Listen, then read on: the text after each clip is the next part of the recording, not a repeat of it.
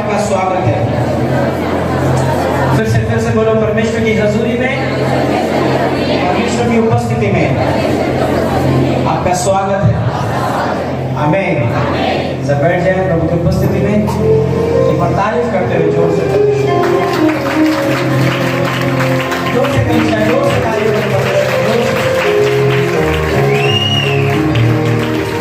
बोलो जोर से हालेलुया।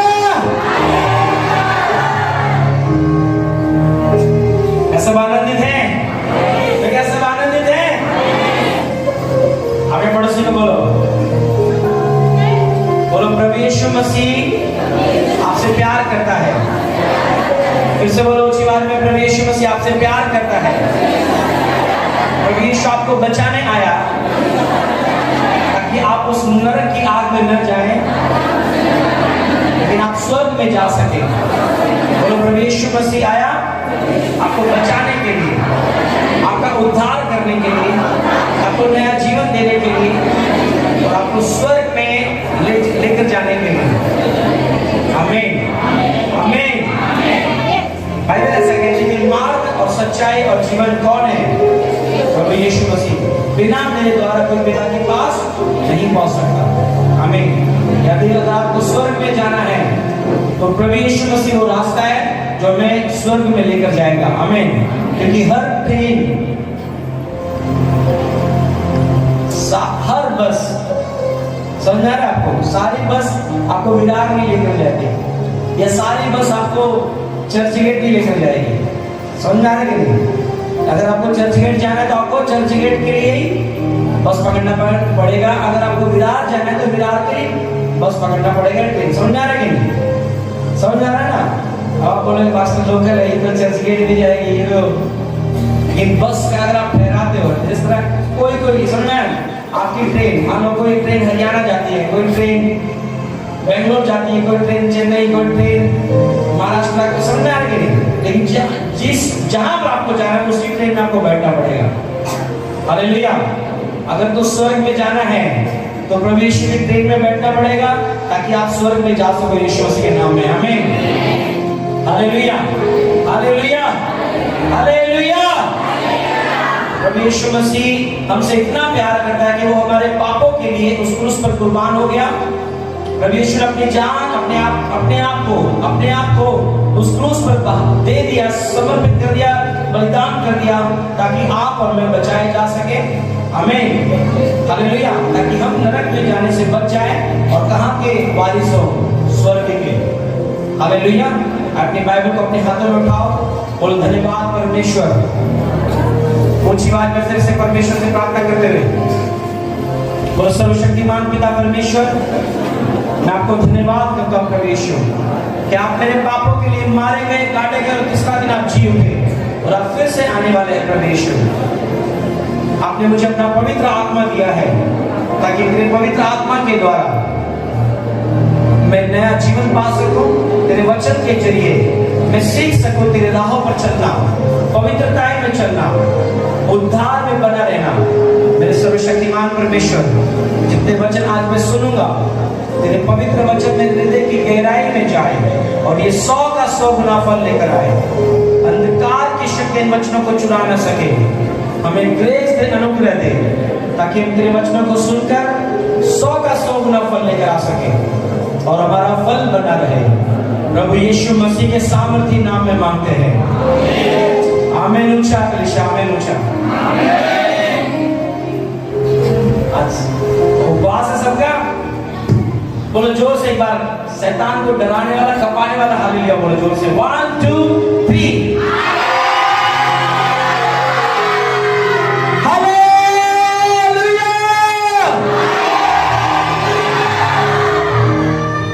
अपने पड़ोसी को बोलो, हाथ मिलाओ और बोलो, परमेश्वर की हजूरी में आपका स्वागत है। बोलो, फिर से बोलो, परमेश्वर की उपस्थिति में आप सबका स्वागत है। आमीन।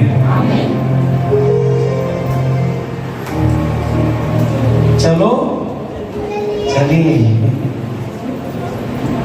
चलो चलिए, यीशु जी के घर चलिए। अपनी बाइबल को अपने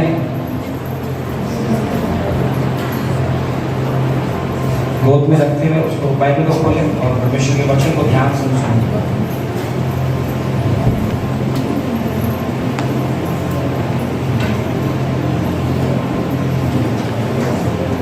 thank you Jesus, thank you Lord. जब आप उत्पत्ति उसका 25 अध्याय खोलते हैं, उत्पत्ति 25 अध्याय, उत्पत्ति 25 उसका 27 से उसका 34 वचन हम पढ़ेंगे।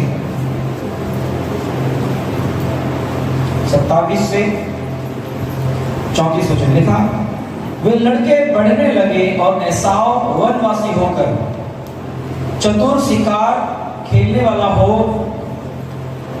गया, और पर याकूब सीधा मनुष्य था। एसाव क्या था? चतुर, शिकार खेलने वाला, यानी चतुर था एसाव। और याकूब क्या था? सीधा मनुष्य था, और वह तंबू में रहा करता था। एसाव क्या था? एसाव जो था क्या था? वो चतुर था, और जो याकूब था वो सीधा साधा था, भोला भाला, सीधा था। और एसाव क्या था? आप यहां पर हैं आज? क्या आप यहां पर हैं आज? हाँ या ना? तो एसाव क्या था?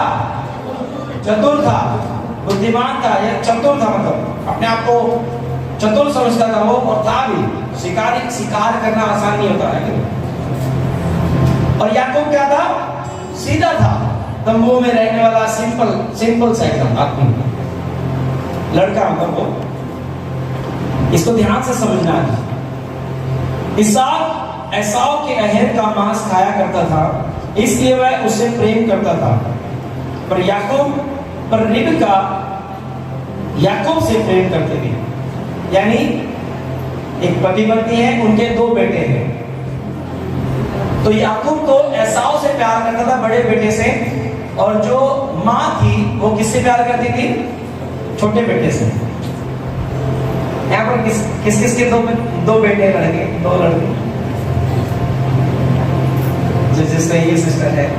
ओके, अब सुनो, अब आप लोग ऐसा करते हो क्या कि बड़ा वाला बाप का लाडला और छोटा वाला माँ का लाडला? ऐसा है? ऐसा है? अगर तो है तो आज से सिस्टम चेंज करना पड़ेगा कि बड़ा वाला माँ का लाडला और छोटा वाला, नहीं, बड़ा वाला बाप का लाडला और छोटा वाला माँ का। अगर ऐसा है तो ये सिस्टम चेंज करना पड़ेगा। लाडले माँ के बाप के दोनों होने चाहिए, है कि नहीं? वो बात अलग होती है, वो टॉपिक अलग है, वो बाद में करेंगे, लेकिन लाडले दोनों होने चाहिए, ठीक है ना? बड़ा भी और छोटा भी। यहां पर क्या हुआ?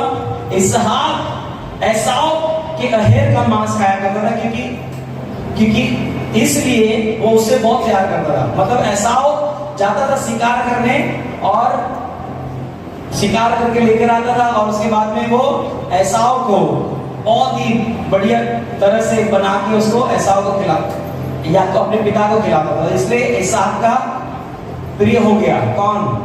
एसाव, बड़ा वाला बेटा। और जो छोटा था याकूब, वो उससे रिबका प्यार करती थी, यानी वो उसकी माँ उससे प्यार करती थी।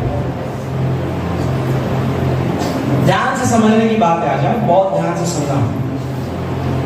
याकूब भोजन के लिए कुछ दाल पका रहा था। एसाव मैदान से थका हुआ आया। तब एसाव ने याकूब से कहा, वह जो लाल वस्तु है, उसी लाल वस्तु में से मुझे कुछ खिला, क्योंकि मैं थका हूं। इसी कारण उसका नाम एदोम भी पड़ा। याकूब ने कहा, अपना पहलौठे का अधिकार आज मेरे हाथ बेच दे। यानी जो तेरा जो पहलौठा जो अधिकार, जो पहले अधिकार है, जो जन्म सिद्ध तेरा अधिकार है, जो तू बड़ा भाई है, इसको मेरे हाथ बेच दे। जिस तरह याकूब वो छोटा है, याकूब कह रहा है उसको वैल्यू दे इस बात की। इसे बोलता है कि तुम अपना जो बड़ापन का जो अधिकार है, जो पहलौठे का अधिकार, वो मुझे बेच दे। और ये एसाव के वर्ड देखना। एसाव ने कहा, देख मैं तो अभी मरने पर हूं, पहलौठे का अधिकार से मेरा क्या लाभ होगा। याकूब ने कहा, मुझसे अभी शपथ खा।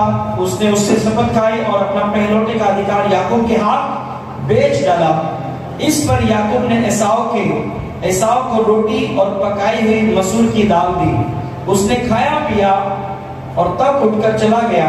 यो एसाव ने अपना पहलोठे का अधिकार तुच्छ जाना। अपने पड़ोसी को बोलो, बोलो जो कुछ परमेश्वर ने आपको दिया है उसकी वैल्यू करना, उसका वैल्यू करना। फिर से बोलो, जो कुछ परमेश्वर ने आपको दिया है उसकी वैल्यू करना। क्या करना? बहुत ज्यादा जरूरी है। यहाँ पर जो इसहाक था, थोड़ा सा लाइटली कम करना। यहाँ पर जो इसहाक था उसको पहलोटे की उसको पहलोटे होने का कोई मतलब नहीं, बस चतुर है, शिकार करना जानता है, सोचता है कि मैं सब कुछ अपने आप ही कर लूंगा। लेकिन उसको पहलोटे का जो अधिकार है उसको वैल्यू नहीं थी। वो सोचता था मैं सब कुछ अपने आप ही कर लूंगा, अपने आप ही ब्लेस हो जाऊंगा। उसको उस अधिकार को उसने तुच्छ जाना और उसने थोड़ी सी दाल और रोटी के लिए क्या कर दिया? अपना वो अधिकार छोटे भाई के हाथ बेच दिया। एक बार जिसको अगर मान लो शिकार करने गया, उसको शिकार नहीं मिला और वो भूखा आ रहा है, तो वो एक बार भूखा होने से कोई मरता है एक ही दिन में? बोलो, ये क्या कर रहे हैं यहाँ पर कि मैं तो अभी मरने पर हूं, मुझे क्या करना है? पहलोटे के अधिकार का। और उसने क्या कर दिया? उसने उस अधिकार को बेच दिया, यानी उस अधिकार को उसने तुच्छ जाना। लेकिन छोटा वाला जो था, उस अधिकार की उसको वैल्यू थी। देखो, आपको परमेश्वर ने फाइनेंस दिया है, आपको उसकी वैल्यू होनी चाहिए। परमेश्वर ने आपको बच्चे दिए, आपको उसकी वैल्यू होनी चाहिए। परमेश्वर ने आपको बुद्धि दी है, परमेश्वर ने आपको अच्छा जॉब दिया, आपको अच्छा बिजनेस दिया है। जो कुछ भी परमेश्वर ने आपको दिया है, आपको उसकी वैल्यू होना चाहिए। अगर आपके पति है, पत्नी है, बच्चे हैं, माँ बाप है, परिवार है, रिश्तेदार, जो कुछ भी आपके पास है, आपको उसकी वैल्यू होनी चाहिए। Hallelujah, hallelujah. अब ध्यान से समझना, बहुत सारे जनों को अपनी बुलाहट की वैल्यू नहीं रहती और इमोशनल होकर वो जीते रहते हैं। ये आत्मिक बातें मैं बात कर रहा हूँ। शारीरिक के मैंने बताया आपको शारीरिक बातों को, लेकिन आत्मिक बातों में मैं आता हूँ। बहुत सारे जनों को, भाई बहनों को, विश्वासियों को अपनी आत्मिक बुलाहट की वैल्यू नहीं रहती और इमोशनल होकर रोतड़ू का मुंह लेके वो जीते रहते हैं, परमेश्वर के साथ चलते रहते हैं, रोतड़े बन के। कोई अपने जो परमेश्वर ने बुलाहट उनको दी है उनकी वैल्यू नहीं होती। अच्छा परमेश्वर ने गुण भरे होते हैं, अच्छे परमेश्वर ने उनको ब्लेस किया होता है वरदानों से, लेकिन उनको उनकी वैल्यू नहीं होती। अगर तो आपको उसकी वैल्यू, अगर परमेश्वर के वरदानों की, परमेश्वर ने जो आपके अंदर गुण भरे, जो परमेश्वर ने आपको बुलाहट दी है, अगर आपको उसकी वैल्यू नहीं होगी, आप इमोशनली होकर जियोगे और रोते हुए जियोगे। क्योंकि सेवा करना, परमेश्वर की बुलाहट में चलना, हमारे स्पिरिचुअल फादर ने एक बात बोला था कि जो कोई सेवा में नहीं है, बड़े नुकसान होते हैं उन लोगों के। जो कोई सेवा नहीं करता परमेश्वर की। सेवा करना क्या? सेवा करना क्या? सिर्फ प्रीच करना, पास्टर बनना? सेवा करना यानी परमेश्वर ने आपको बुलाया है सबसे पहले। बाइबल में लिखा, मैं तुझे नाम लेकर बुलाया। क्यों बुलाया? ताकि आप और मैं परमेश्वर के साथ सबसे पहला परमेश्वर के साथ रिश्ता जोड़े, परमेश्वर के साथ संगति करें, परमेश्वर की आराधना करें, पवित्रताई में चले, परमेश्वर के नाम को महिमा देते हुए जीवन बिताएं। आमीन। दूसरों को सुसमाचार दे, दूसरों को जो पाप में है, जो बुराई में है, जो बीमारी में है, उनको परमेश्वर के बारे में, परमेश्वर का सुसमाचार उनको बताए। उनको बताया कि प्रभु यीशु हमारी जात धर्म बदलने नहीं आया, प्रभु यीशु हमारा जीवन बदलने आया। उसको हमारे धर्म से कोई मतलब नहीं, क्योंकि प्रभु यीशु धर्म बदलने आया ही नहीं। प्रभु यीशु जीवन देने आया और बहुतायत का जीवन देने आया। हालेलुया। वो आपको, अगर आप नशे में, तो आपको नशे से बाहर निकालने आया। अगर आप बीमारी में हो, तो आपको वो बीमारी से बाहर निकालने आया। आपकी और मेरी बुलाहट क्या है? परमेश्वर की आराधना करना, पवित्रताई में चलकर परमेश्वर की महिमा करना, सुसमाचार बांटना, परमेश्वर के घर में जो आप सेवा कर सकते हैं वो सेवा करना। अगर आप सेवा में इन्वॉल्व नहीं है, बड़े नुकसान होते हैं उन लोगों की जो सेवा में नहीं इन्वॉल्व रहते। समझ में आ रहा है भाई बहनों? तो इस व्यक्ति को, इस एसाव को अपने बुलाहट की, यानी जो उसको परमेश्वर ने ऑर्डर दिया था, जो अधिकार दिया था, ज्येष्ठ यानी कि पहलोटे का, उस अधिकार की उसको वैल्यू नहीं थी। उसने क्या कर दिया? एक रोटी और दाल के लिए क्या कर दिया? अपने पहलोटा होने का अधिकार बेच दिया। बाइबल में सच है, मैं आपको सच कह रहा हूं। संसार के लिए, संसार की चीजों के लिए अगर आप परमेश्वर की बुलाहट को छोड़ देते हैं,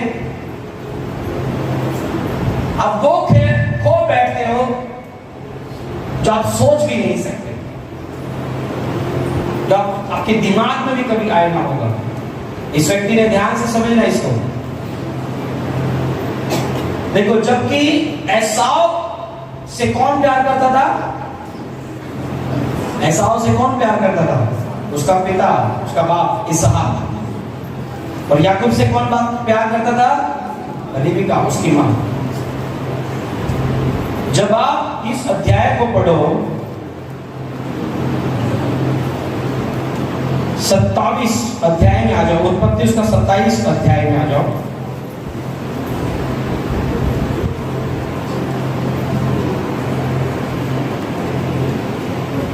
उत्पत्ति 27 उसके 27 में आ जाओ आप। और जब आप देखो कि इस अध्याय का आप घर पे आप पूरा पढ़ना, आपको इस अध्याय को समझ में आएगा। मैं आपको कुछ बातें इसमें बताऊंगा। जब आप इसमें 27 अध्याय को पढ़ोगे तो यहां पर एक बात लिखी है कि जो आशीषें इसहाक ने एसाव के लिए रखी हुई थी, जो ब्लेसिंग, क्योंकि इसहाक मरने पर था, अब वो एसाव को कह रहा है कि एसाव मेरे बेटे, अब मैं मरने पर हूं, क्योंकि वो बहुत बुजुर्ग हो चुका था इसहाक। अब वो एसाव से कह रहा है कि मेरे लिए शिकार करके ले गया और बेस्ट भोजन मेरे लिए बना के ले गया, ताकि मैं तुझे दिल से, जी से तुझे मैं आशीर्वाद दे सकूं। लेकिन परमेश्वर का प्लान कुछ और था, परमेश्वर की योजना ही कुछ और थी, कारण उसके पीछे था। एसाव वो उसकी ब्लेसिंग ही बदल दी गई। पता क्यों? क्योंकि कारण ये था भाई बहनों, पहला तो सबसे पहले कि एसाव को अपने जन्म सिद्ध, जो उसका पहलोटे का अधिकार था, उसकी उसको वैल्यू नहीं थी। वो तुच्छ समझता था अपने पहलोटे के अधिकार को।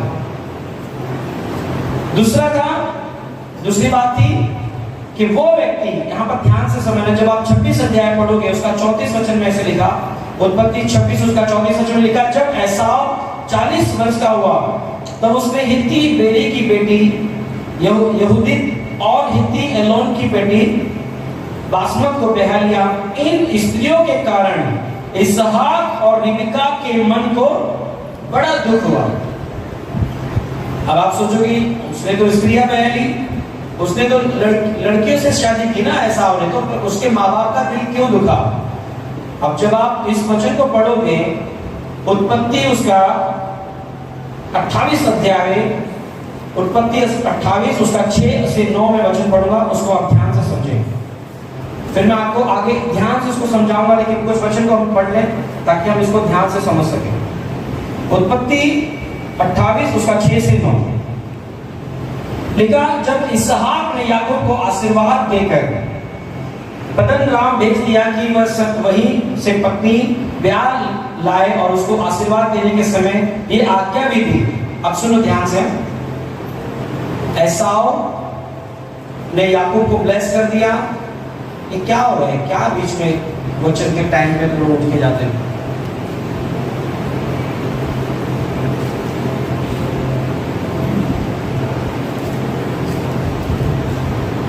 सुनना ध्यान से। जब इसहाक ने याकूब को आशीर्वाद देकर पद्दन राम भेज दिया कि वह वहीं से पत्नी ब्याह लाए और उसको आशीर्वाद देने के समय यह आज्ञा भी दी, तो किसी कनानी लड़की को ब्याह न लेना। और याकूब माता पिता की मानकर पद्दन राम को चल दिया। तब एसाव यह सब देख के और यह भी सोच कर कि कनानी लड़कियां मेरे पिता इसहाक को बुरी लगती हैं, अब्राहम के उसको अब देख लो, इस एसाव उसको पता है कि मेरे पिता को को, मेरी माँ को इस बात से दुख होता है कि वो अन्य जाति जो लड़कियां हैं उनसे मैं शादी न करूं। और उसने एसाव ने क्या किया, जो उसके माँ बाप को पसंद नहीं वही उसने किया। और जब आप इसको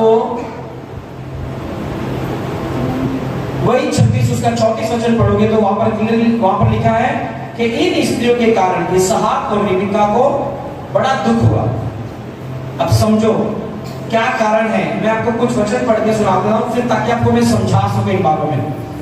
उत्पत्ति 24 अध्याय पढ़ेंगे पर उत्पत्ति 24 उसका 2 से 4। उत्पत्ति 24 उसका 2 से 4।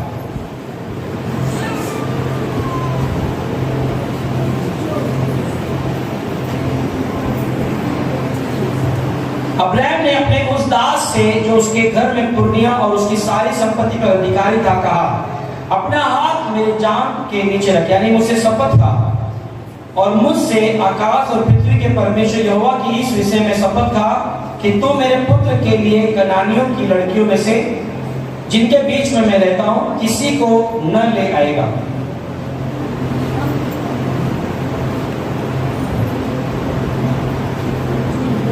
अब आप ध्यान से सुनिए, इसहाक के कितने बेटे थे? बातें करो तो फिर मैं आमीन प्रार्थना करूंगा। मैं कितने बेटे थे इसहाक के? 2 बेटे। एसाव किसका प्रिय था? इसहाक का, उसके बाप का। और याकूब किसका प्रिय था? उसकी मां का, रिबेका का। अब एसाव ने सबसे पहला उसकी लाइफ में क्या प्रॉब्लम थी कि उसने अपने एक जो पहलौठे का जो अधिकार था, उसका जो सबसे पहला जो पैदा हुआ था वो उसके अधिकार को उसने क्या जाना? तुच्छ जाना। दूसरी उसकी प्रॉब्लम थी उसके लाइफ में कि उसने जो उसके माँ बाप को दुख था, जिस बात से माँ बाप को दुख होता है वो वही करता था। यानी उसके माँ बाप को, अभी देखो बहुत सारे जन ऐसे होते कि भी आपके माँ बाप चाहते हैं कि भी आपकी शादी अच्छे लड़के से हो, अच्छे परिवार में हो, लेकिन आप अपना मुंह उठा के गए, कोई लड़का पसंद आया, कोई लड़की पसंद आया और भाग गए पीछे, शादी कर ली। आपके माँ बाप को क्या हुआ? खुशी हुई कि दुख हुआ? अब दूसरी प्रॉब्लम ये थी इसहाक की, और उसको पता था कि मेरे माँ बाप को दुख होगा, फिर भी उसने क्या किया? वही सेम उसने गलती की। और इस वजह से अब इसको वचन को ध्यान से समझना, इस वजह से उसकी आशीष बदल दी गई। यानी एसाव को आशीर्वाद देना इसलिए बदल गया क्योंकि एसाव ने हमेशा परमेश्वर के दी हुई आशीष को उसने उसको तुच्छ समझा। जो उसके माँ बाप को जो पसंद था वो बातों को उसने तुच्छ समझा। बहुत सारे आप सोचते हो आप यहाँ पर बेटे बेटियां, आपके माँ बाप यहाँ पर बैठे, आप ध्यान से सुनो। बहुत आप माँ बाप हैं, बहुत सोचते हैं अपने बेटे को, बोलते हैं कि भाई अच्छी तरह पढ़ाई कर, अच्छी तरह से आप पढ़ाई करो, अच्छी कैरेक्टर में चलो, अच्छे चरित्र में चलो, बुरी संगति में न रहो, पवित्रता में चलो। समझ आ रहा है कि नहीं?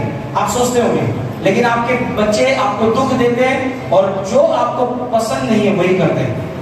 और इससे क्या होता है? उनकी आशीषें बदल दी जाती है।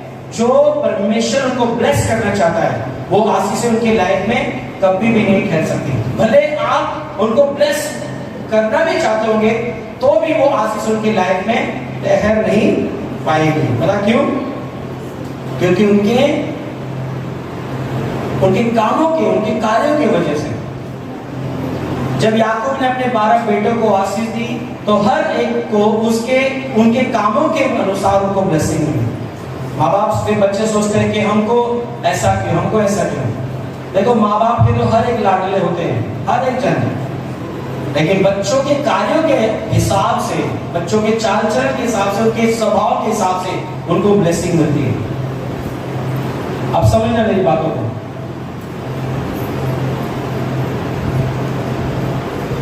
जब इसहाक बूढ़ा हो गया और उसने अपने बेटे को, क्योंकि वो बेटे सबसे जो बड़ा बेटा था एसाव, उससे बहुत प्यार करता था और वो बोला, इसहाक बोला कि देख अब मैं मरने पर हूं, जा मेरे लिए बेस्ट खाना बना के लेकर आ ताकि मैं तुझे जी से आशीर्वाद दे सकूं। लेकिन जो ब्लेसिंग एसाव को मिलनी चाहिए थी, वो ब्लेसिंग किसको मिल गई? याकूब को मिल गई। वो बात की बात है कि रिबका ने उसको हेल्प किया, वो बात की बात है, लेकिन इंपॉर्टेंट बात क्या है? परमेश्वर का जो सेवक था इसहाक, वो अपने बेटे एसाव को ही ब्लेस करना चाहता था, लेकिन योजना कुछ अलग ही हो गई। जो आशीषें एसाव को मिलनी चाहिए थी, वो किसको मिल गई? याकूब को मिल गई। क्या आशीष याकूब को मिल गई? देखो, और एसाव क्या करता है, उन बातों को देखो, आप ध्यान से समझो। याकूब को जो आशीष मिली वो देखना क्या है। तब ये उत्पत्ति 27 उसका 26 वचन में पढ़ रहा हूं। तब उसके पिता इसहाक ने उसे कहा, याकूब से कहा, क्योंकि उसको तो ये पता था कि भाई ये एसाव ही है, लेकिन वो आशीष से याकूब के जीवन में आ गई। देखो, हे मेरे पुत्र निकट आकर मुझे चूम। उसने निकट जाकर, यानी याकूब ने जो एसाव बन के आया था उसको अपने पिता को चूमा, और उसने उसके वस्त्रों की सुगंध पाकर उसको यह आशीर्वाद दिया, देख मेरे पुत्र की सुगंध जो ऐसे खेत की सी है, जिस पर यहोवा ने आशीष दी हो, सो परमेश्वर तुझे आकाश से ओस और भूमि की उत्तम से उत्तम उपज और बहुत सा अनाज और नया दाखमधु दे। राज्य राज्य के लोग तेरे अधीन हो और देश देश के लोग तुझे दंडवत करें। तू अपने भाइयों का स्वामी हो और तेरी माता के पुत्र तुझे दंडवत करें। जो तुझे श्राप दे वो आप ही श्रापित हो, और जो तुझे आशीर्वाद दे वो आप ही आशीषित हो। हालेलुया। ये तो याकूब को आशीष मिल गई। ये आशीष किसको मिलने वाली थी? एसाव को, लेकिन वो योग्य नहीं निकला, इसलिए परमेश्वर ने ही वो कैरेक्टर सारी योजना ही चेंज कर दी, सारा सिस्टम ही चेंज कर दिया, क्योंकि जबकि वो आशीषें किसके लिए रखी हुई थी याकूब ने, इसहाक ने, किसके लिए? एसाव के लिए स्पेशल। लेकिन एसाव के लाइफ में सबसे पहले क्या प्रॉब्लम थी कि वो जो कुछ परमेश्वर ने उसको पहलौठा का अधिकार दिया था उसको उसने तुच्छ जाना, यानी अपनी बुलाहट को उसने तुच्छ जाना। दूसरा, जो कुछ उसके माँ बाप को दुख लगता था वही वो करता था। समझ में आ रहा है आपको बारे में? एसाव को क्या आशीष मिले वो देखते हैं। देखो, एसाव के बारे में हम पढ़ते हैं जरा कुछ बातें। उत्पत्ति उसका 27 अध्याय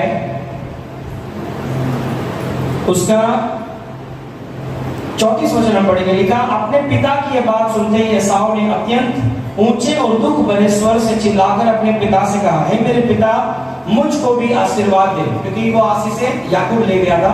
अब ये रो रो के अपने पिता से कह रहे हैं। उसने कहा, तेरा भाई दुर्गता से आया और तेरे आशीर्वाद को लेके चला गया। उसने कहा, क्या उसका नाम याकूब यथार्थ नहीं रखा गया? उसने मुझे 2 बार अडंगा मारा, मेरा पहलौठे का अधिकार तो उसने ले ही लिया था, और देख उसने मेरा आशीर्वाद भी ले लिया। क्या याकूब ने जबरदस्ती एसाव से अधिकार ले लिया था? बोलो, जबरदस्ती लिया था? उसको क्या बोला, भाई अगर तू दाल खाना चाहता है, रोटी खाना चाहता है तो अपना अधिकार दे दे। कोई दाल रोटी के लिए अपना अधिकार बेचता है क्या? बोलो। इसका मतलब उसको उस अधिकार की वैल्यू नहीं थी। बोला, मुझे क्या करना है इस अधिकार का, मुझे इस पहलौठे के अधिकार का क्या करना है? हाँ, और उसे क्या कर दिया उस दाल रोटी के लिए। वो सोचते हैं मजाक, उसको ऐसा लगता है कि मजाक हो रहा है, कोई प्रॉब्लम नहीं, चलो। लेकिन जैसा तुम अपनी बुलाहट के लिए या जो परमेश्वर आपको ब्लेसिंग दी है, अगर उसको आप तुच्छ समझते हो, वो ब्लेसिंग्स, वो बुलाहट, वो आशीष आपको छोड़कर चली जाती है, कारण आप ही की वजह से। और देखो ये क्या कर रहा है, अब देख उसने मेरे आशीर्वाद भी ले लिया है। फिर उसने कहा, क्या तूने मेरे लिए भी कोई आशीर्वाद नहीं सोच रखा है? इसहाक ने एसाव को उत्तर दिया, लेकर कहा, सुन, मैंने उसको तेरा स्वामी ठहराया और उसके सब भाइयों को उसके अधीन कर दिया और अनाज और नया दाखमधु देकर उसको पुष्ट किया है। सो अब हे मेरे पुत्र, मैं तेरे लिए क्या करूं? एसाव ने अपने पिता से कहा, हे मेरे पिता क्या तेरे मन में एक ही आशीर्वाद है? हे मेरे पिता मुझको भी आशीर्वाद दे। यो कहकर एसाव फुट कर रोने लगा, फुट कर रोया। उसके पिता इसहाक ने उससे कहा, सुन, तेरा भी निवास तो उपजाऊ भूमि पर हो और ऊपर से आकाश की ओस उस पर पड़े। तू अपनी तलवार के बल से जीवित रहे, अपने भाई के अधीन तो हो जाएगा, पर जब तू स्वाधीन हो जाएगा तब उसके जुए को अपने कंधे पर से तोड़ दे। जो आशीष याकूब के लाइफ के ऊपर आ गई, क्या एसाव को मिल पाई? वो बोलो, एसाव को तो क्या आशीष मिली? भाई तो अपनी तलवार के बल से जिए गए। मतलब तेरी लाइफ में लड़ाइयां ज्यादा रहेंगी। और याकूब की लाइफ में क्या आशीष आई? क्या आशीष है कि मेरे पुत्र की सुगंध जो ऐसे खेत की सी जिस पर यहोवा ने आशीष दी हो, सो परमेश्वर ने तुझे आकाश से ओस और भूमि की उत्तम से उत्तम उपज और बहुत सा अनाज और नया दाखमधु दे। राज्य के लोग तेरे अधीन हो, देश के लोग तुझे दंडवत करें। तो अपने भाइयों का स्वामी हो, तेरी माता के पुत्र तुझे दंडवत करें। जो तुझे शाप दे सो आप ही शापित हो, और जो तुझे आशीर्वाद दे सो आशीष पाए। हालेलुया। कितनी बड़ी ब्लेसिंग्स। पहले के जनों को इस तरह होता था कि माँ बाप जब उनके जीवन में आशीष घोषित करते थे, उनको एक वैल्यू होती थी और वो आशीष उनके ऊपर लगी भी रहती थी। आजकल के बच्चे सोचते हैं, यार माँ बाप का आशीर्वाद देना है ना। आजकल के बच्चों को वैल्यू नहीं है। उनको ये नहीं पता कि जो वचन, जो ब्लेसिंग रिलीज कर दी गई माँ बाप के मुंह से, वो लग जाती है अपनी लाइफ के ऊपर। चाहे वो आशीर्वाद, अगर आप अपने बच्चों को आशीर्वाद दे रहे हो वो भी लग जाएगा, अगर आप श्राप दे रहे हो अपने बच्चों को वो भी लग जाएगा। कितने जन समझ में आ रहे हैं? कुछ बातें समझ में आ रही है आपको? अब ध्यान से समझना।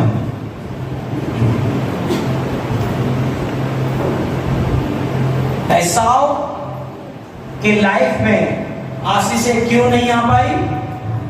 उसी के कारण। पहली प्रॉब्लम क्या थी उसके लाइफ में? कि उसने अपने पहलौठे का अधिकार को तुच्छ जाना। दूसरा, अपने माँ बाप के मन को हमेशा दुखी करता था। अपने माँ बाप के मन को हमेशा दुख करता था। ये बात भी आती है बहनों। अपने स्पिरिचुअल फादर, जिस तरह मेरे स्पिरिचुअल फादर हैं, अपने स्पिरिचुअल फादर के वर्ड, जो शब्द, जो ब्लेसिंग वो रिलीज करते हैं, समझना है? परमेश्वर के दास के वर्ड हमारे लाइफ को बना भी सकते हैं, और परमेश्वर के दास के वर्ड लाइफ को बिगाड़ भी सकते हैं। इसलिए बहुत ज्यादा ये हमारे स्पिरिचुअल फादर हमेशा बोलते हैं कि अपने स्पिरिचुअल फादर के सामने कभी भी इतने फैमिलियर मत हो जाना। एकदम फैमिलियर मत हो जाना, क्योंकि उनके वर्ड आपको ब्लेस भी कर सकते हैं, लाइफ भी बिगाड़ सकते हैं। इसलिए बहुत ही सोच समझ के अपने स्पिरिचुअल फादर से बातचीत हमें करना बहुत ज्यादा जरूरी है। बहुत ज्यादा, बहुत सोच समझ के। और अगर आपको 10 बार भी आपका स्पिरिचुअल फादर मिले, उसके साथ में कभी भी फैमिलियर नहीं होना, या कभी भी उनका ऐसा मत सोचना कि यार अपना ही तो है, कोई प्रॉब्लम नहीं। क्योंकि उसके वर्ड आपको ब्लेस भी कर सकते हैं, आपको नीचा भी कर सकते हैं, वो आपको देखना है। अब अपने पड़ोसी को बोलो अपनी बुलाहट को जो परमेश्वर ने आपको दी है उसकी वैल्यू करना। आमीन, हालेलुया। सबसे पहला क्या करना?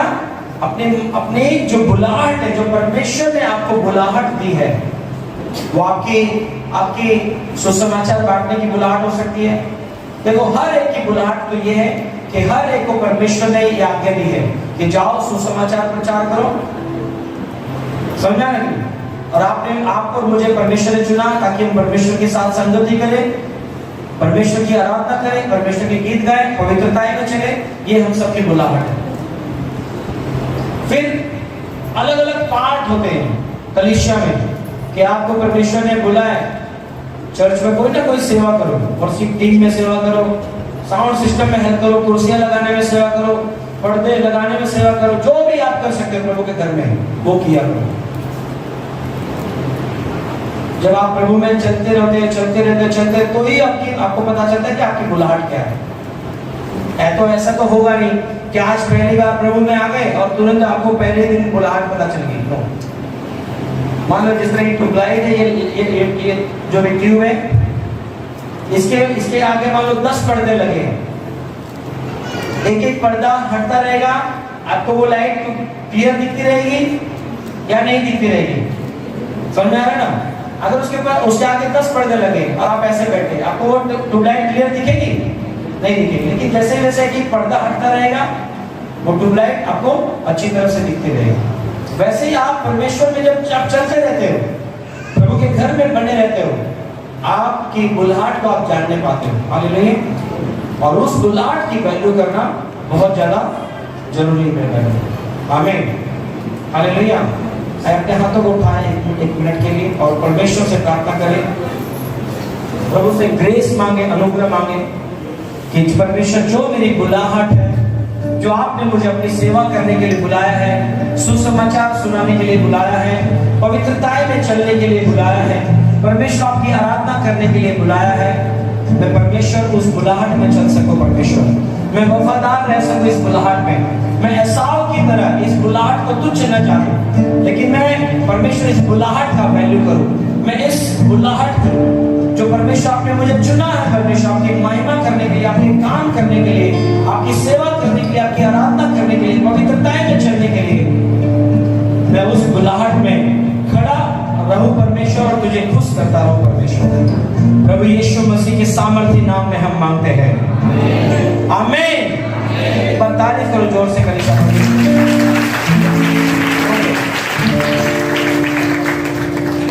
दूसरी बात, बहुत सारे जनों को संडे चर्च की, संडे कलीसिया की, संडे प्रार्थना की वैल्यू नहीं रहती और अपने अपने काम में ही बिजी रहते हैं। और लोग सोचते हैं कि अगर हम काम नहीं करेंगे तो क्या खाएंगे। सही बात है, हाँ? सबका परमेश्वर ने अलग अलग काम दिया है। कोई जॉब मैन है, कोई बिजनेसमैन है, कोई पास्टर है, कोई बड़ा बिजनेस करता है, कोई रिक्शा चलाता है, कोई कार चलाता है। सबका अलग अलग बिजनेस, सबका अलग अलग काम है, ठीक है? लेकिन परमेश्वर ने आपको चुना है और बाइबल ऐसा कहती है कि परमेश्वर के घर में रहना बहुत ज्यादा इंपॉर्टेंट।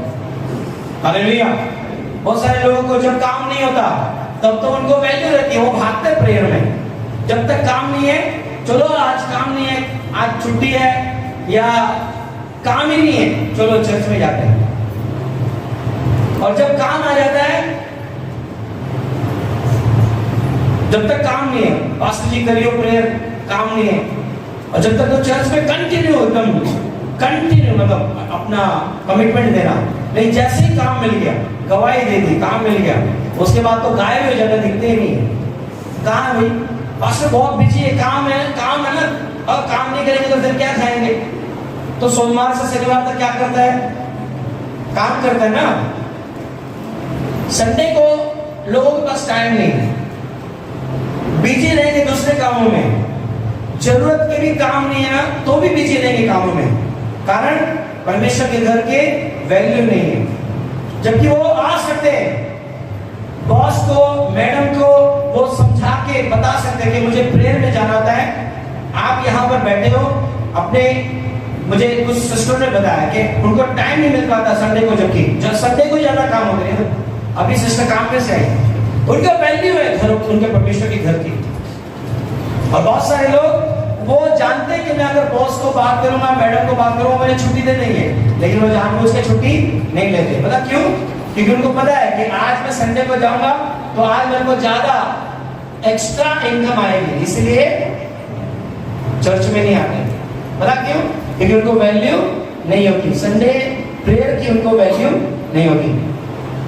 अगर मान लो, अगर परमेश्वर आपको जो ताकत देता है काम करने की, वही काम करने की ताकत आपसे ले ले, क्या करोगे फिर? एक दिन अगर बुखार हो जाए, छुट्टी लेते हो कि नहीं? क्यों लेते हो? क्योंकि शरीर काम करने के योग्य नहीं हो सकते ना, इसमें छुट्टी ले लेते ना। लेकिन संडे की वैल्यू, संडे के लिए अभी बहुत सारे जन ऐसे हैं बोलते हैं कि टाइम नहीं मिलता संडे को, काम इतना है, बहुत बिजी है। फिर कुछ टाइम बाद में आते हैं, पास्टर जी प्रेयर करियो, काम ही नहीं। भाई साहब जब काम था तब तो तूने प्रभु को याद किया नहीं, आज काम नहीं है तो प्रभु के घर में आ गया। जब काम हो चाहे ना हो, जो प्रभु का घर का टाइम है उसमें अवेलेबल रहोगे, आप ब्लेस रहोगे। हालेलुया। भाई बहनों, ऐसे ऐसे जन हैं इस पृथ्वी के ऊपर तो अंबानी से भी ज्यादा अमीर है, अंबानी से भी बहुत ज्यादा अमीर, अंबानी से भी बहुत ज्यादा अमीर, लेकिन संडे को उनको परमेश्वर के घर में रहना है। एक भी संडे मिस नहीं करते, जो कि अंबानी से भी ज्यादा अमीर है, लेकिन एक भी संडे वो मिस नहीं करते, परमेश्वर के घर में रहते हैं।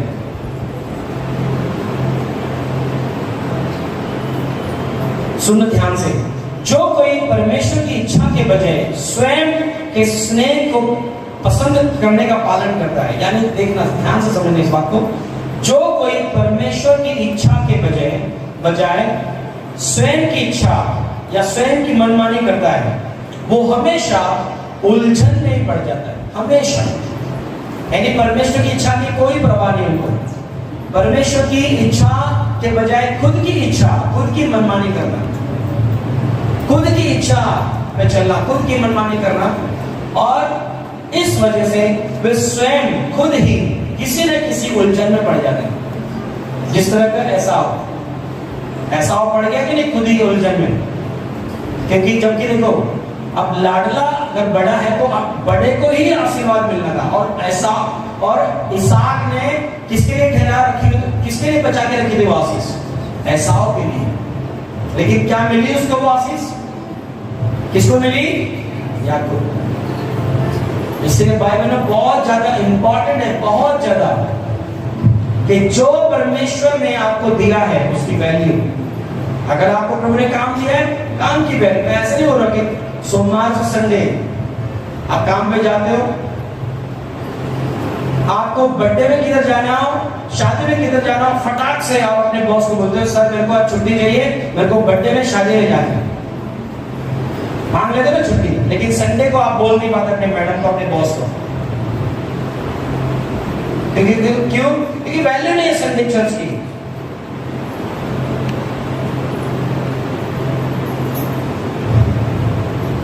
और शांत हालेलुया। कितने जन आनंदित है? अपने काम की वैल्यू करो, परमेश्वर के घर की वैल्यू उससे ज्यादा करो। अगर आपके लाइफ में परमेश्वर पहला रहेगा, आपका काम भी ब्लेस रहेगा। हालेलुया। अगर आप सोचोगे काम को पहला अहमियत देते हैं, वो काम आपको ढूंढने में भी मिलेगा, कहां चला गया, ये ध्यान पक्का मैं आपको बोलता हूं। अगर परमेश्वर आपके लाइफ में पहला अगर नहीं है, आपके लाइफ में अगर काम पहला है, परमेश्वर के घर का आपके अगर लाइफ में वैल्यू नहीं है, आप खुद हैरान हो जाओगे कि मैं क्या कर बैठा, अपना नुकसान कर बैठा। इसीलिए यहाँ पर ऐसे भाई बहन भी, मुझे पता है यहाँ पर इस तरह उन्होंने मुझे बताया है, और मैं जानता भी उनके बारे में, कि जॉब ढूंढने जाते हैं और उनको बोलते हैं कि संडे को छुट्टी नहीं मिल सकता, और उसके अलावा जो तुझे छुट्टी चाहिए वो ले ले, लेकिन संडे को नहीं। वो बोलते हैं कि नहीं, हमको संडे को छुट्टी चाहिए, तो हम संडे को जॉब करेंगे, अगर संडे को छुट्टी मिलेगा तो ही जॉब करेंगे, नहीं तो नहीं। ऐसे जन भी इधर बैठे हैं। प्रभु को बेस्ट देता है। आपको अगर संडे को जॉब लेना है, आप 1 से सुबह से 3 बजे तक, 4 बजे तक ले लो ना।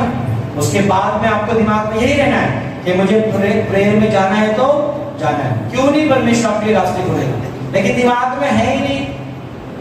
भाई काम नहीं है, चलो चर्च में जाते हैं, काम मिल गया, प्रभु को घर में ही धन्यवाद कर देंगे रात को। कोई नहीं, प्रभु तो बस ऐसा बोलते हैं, प्रभु तो दिल को जानता है, प्रभु तो दिल को जानता है कि क्या तेरे दिल में, वो सब जानता है। हालेलुया। इसीलिए वैल्यू करो जो परमेश्वर ने आपको बुलाहट दी है, जो भी परमेश्वर ने आपको दिया है उसकी वैल्यू करो। आप ब्लेस रहेंगे, आप आशीषित रहोगे। जो ब्लेसिंग आपकी लाइफ में आनी है ना, वो आएगी। लेकिन अगर आप परमेश्वर के वचन से बाहर रहोगे, जो ब्लेसिंग आपके लाइफ में अगर आनी भी हो, आप उसको खुद ही कारण हो उस आशीष को रोकने का। कहीं याकूब को पता था क्या वो आशीष उसको मिल जाएगी? बोलो, याकूब को नहीं पता था। बस वो सोच रहा था ठीक है, माँ ने बोल दिया तो चलो। लेकिन जो आशीष आपके लाइफ पर आनी है वो आएगी कब? जब आप परमेश्वर के वचन में अंदर हो। तो आप वचन के बाहर अगर चल रहे हो, अपनी मनमानी में चल रहे हो, अपनी इच्छा पूरी कर रहे हो, परमेश्वर की बुलाहट के अनुसार नहीं चल रहे हो, वो अगर आशीष आनी भी आपकी लाइफ में तो भी नहीं आ पाएगी, वो मुड़ जाएगी। और कोई भी ऐसा नहीं चाहता कि जो परमेश्वर आपको ब्लेस करना चाहते हैं, वो कोई चाहता है ऐसा कि मुझे नहीं प्रभु कोई प्रॉब्लम नहीं, मुझे ब्लेस कर मत कर, कोई प्रॉब्लम नहीं। ऐसा कोई ये कह रहा है? क्यों आए हम प्रभु के घर में? प्रभु की आशीष, बरकत, शांति लेने के लिए ना। समझ आ रहा है कि नहीं बैठना? लेकिन वो बरकत, वो आशीष कब मिलेगी? जब अपने जीवन में परमेश्वर के घर की वैल्यू रहेगी और अपनी बुलाहट की वैल्यू रहेगी। Hallelujah, hallelujah. क्योंकि ऐसे जन हैं यहाँ पर, मैंने आपको बता दिया, ऐसे पृथ्वी के ऊपर लोग हैं जो अंबानी से भी ज्यादा करोड़पति, अरबों खरबोपति हैं, लेकिन उनको परमेश्वर के घर की वैल्यू नहीं। वो परमेश्वर के घर में रहते संडे। Hallelujah, hallelujah. हमारे कुछ बात होता है, इस तरह बोलते हैं, भाई अगर तुमको संडे को, अगर तुमको समझो ऐसा बताते हो गांव में, गांव साइड में या गांव साइड, पंजाब साइड में इस तरह होता है कि मतलब मान लो लोग आज उनको पैंट का और पैंट जो पैंट करते हैं ना, पैंट, उसका ऑर्डर मिला है, तो आज समझो संडे को उनको ऑर्डर मिल गया 10,000 का, 5,000 का, तो संडे को चर्च जाते ही नहीं। पूछते क्यों नहीं आए चर्च में? काम मिल गया था ना। फिर आज क्यों आ गए? आज काम नहीं था, आ गए। बोलते क्यों अपने आप को मार रहे हो? मत करो। इस तरह मतलब स्ट्रिक्टली संडे को हमें प्रभु की उपस्थिति में रहना है। अगर आप अपने जो भी आपके जहां भी आप काम करते हो, मुझे पता है बहुत सारे जन इस तरह के भाई घर में काम करते हैं, लेकिन अपने मैडम को, अपने बॉस को वो बोलते हैं कि सर प्लीज मुझे ये टाइम पे छुट्टी दे दिया करो ताकि मैं प्रभु के घर में जा सकूं। और उनके बॉस उनके ऊपर फेवर करते हैं। शुरुआत में वो सोचते हैं कि नहीं हम कैसे करें, लेकिन परमेश्वर के दया से एक टाइम आ जाता है, उनको छुट्टी मिल जाती है। ऐसे बहुत सारे भाई बहन यहाँ पर बैठे हैं। हालेलुया। और कुछ जन तो काम में बिजी है अभी भी। सोमवार से शनिवार उनको चिंता नहीं होती काम की, छुट्टी लेके बैठ जाएंगे, लेकिन संडे को चिंता होती है काम में। अब